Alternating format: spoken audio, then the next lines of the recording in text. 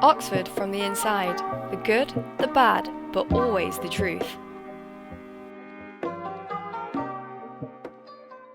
Hi, I'm Olviya. My pronouns are she, they, and welcome back to Oxford from the Inside. The good, the bad, but always the truth. Today, we're joined by the lovely Sofia. Do you want to introduce yourself?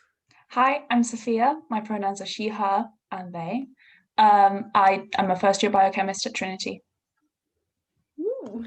So today's episode is a quickfire question, and today's question is going to be about Sophia's degree, why she chose biochem, and all that stuff. So, Sofia, why did you choose your degree? So I think growing up, I always liked animals. I liked the natural world. Initially, I kind of wanted to be a vet and then a doctor, and then I realized I'm a bit too antisocial for that, and I'm a bit too scared of big responsibility. And I think during GCSE and A level, I realized that I actually really, really like chemistry. So the perfect combination of those two things of kind of wanting to help people / animals and kind of applying chemistry to the real world is just biochemistry, because I'm basically, instead of administering the medicine, I'm coming up with the medicine. So I feel like I'm very useful as a member of society, but I don't have to kind of touch people, which That's is very great. relatable. Yeah. And I think what really cemented doing biochemistry at Oxford was the iconic, incredible summer school that is unique that Oxford hosts. And it was 5 days of kind of experiencing the biochem course at Somerville, actually.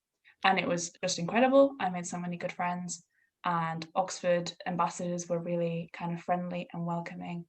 And we did some lectures that I'm actually like watching now, which is crazy. Like I was like completely enveloped in them as a little year 12 student, and now I'm like fully understanding them, and it's just really satisfying, because like initially you might think that Oxford like STEM overall is really daunting because it's like very high level and they've developed the vaccine and they're like, very big, but they introduce concepts really gradually, and it's just really satisfying to understand things slowly and slowly. And then it's just really cool. And I like how in my course it's like an integrated master's, so like it's very research based, and in the fourth year you've got to like do your own project, which is very independent, and it feels like really just perfect for preparing you for like scientific world.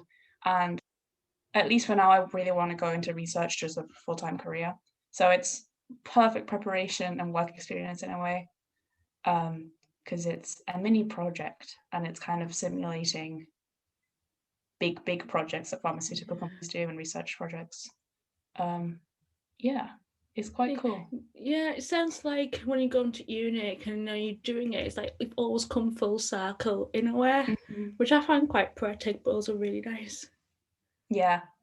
Um, I also like how, because kind of all science is interlinked, the biochem course is kind of split into 6 sections, and like one is physical based, one is more chemistry based, and there's so many overlaps.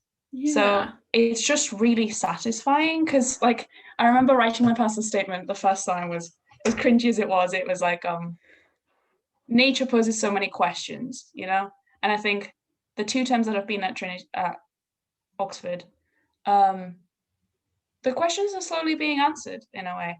And even if, like, I always, like, every scientist and biochemist has questions about like cancer and consciousness even, and like just so many like chemical biological questions. I started getting confused at A level, and there's still no answers.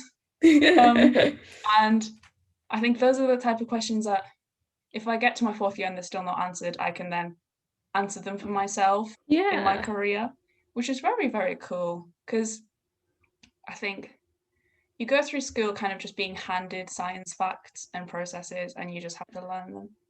But like biochem and science in general, I think is very similar to the humanities in that way, because there's a lot of discussion, there's a lot of possibilities like a biochemical pathway could possibly be.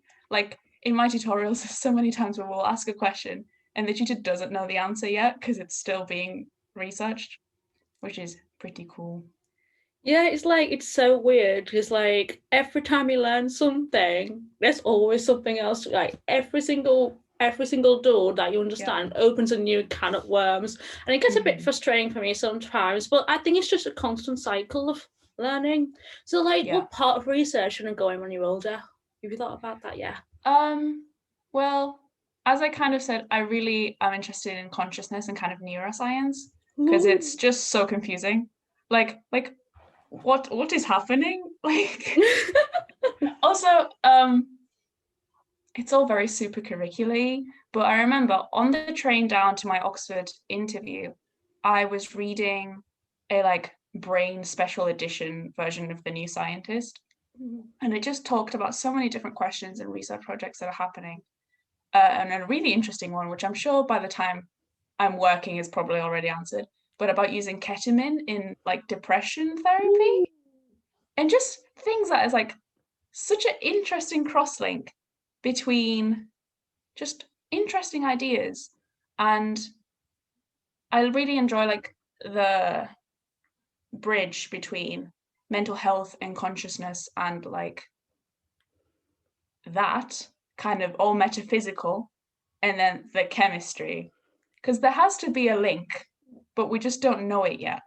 It's out there somewhere. Yeah. And if we were to answer that in, say, a few decades, it would it wouldn't cure everything, but it would explain a lot. It would explain, like, why people think the way they do, or why kind of people have certain personalities. And it's just really interesting. I find it very cool. It's really cool, isn't it? I think science has always been constantly evolving. Like, it's constantly changing. Like, probably the things we discover now will probably be outdated in like 4 years, 5 years time. And I think that's so crazy to try and have to learn through all of that. That's really exciting. Do you have any advice for anyone who's perhaps considering doing biochemistry at Oxford? Yeah. I'd say find niche things to write about in your personal statement, because with biochemistry, and I'm guessing most STEM subjects, there's kind of the stereotype books and the stereotype paragraphs that people put in their personal statements that science admission officers are kind of bored of reading about. And they're also really not showing your passion for the subject, because every biochemist is passionate about mitochondria. You just have to find something else. The powerhouse of the cell. Yeah. So you just need to find truly interesting things that you are interested about and go down a rabbit hole of research, because that's eventually what you'll be doing at uni with your essays and stuff. So kind of, if you read about something or listen to something or watch something on a documentary, then Google it and then find an academic journal and then read that academic journal and then maybe research it further, do a little online course on it, and combine that, curate that into a nice little paragraph on your statement. And it's almost like a mini research project. And it's a really applicable skill that then transfers seamlessly into first year and the rest. Yeah, research is your best friend. A lot of Extremely. Googling, sometimes going through Wikipedia. I'm very guilty of that sometimes. Finesse the research. It's very helpful. I will tell you, it's very helpful. But I think, obviously, I can't relate to biochemistry as I'm doing English, but I think it's just learning and learning and learning all the time. And it sounds like you've really found your place. I think I'm excited. I'm just excited to answer more questions, Very exciting times we're having here at Oxford.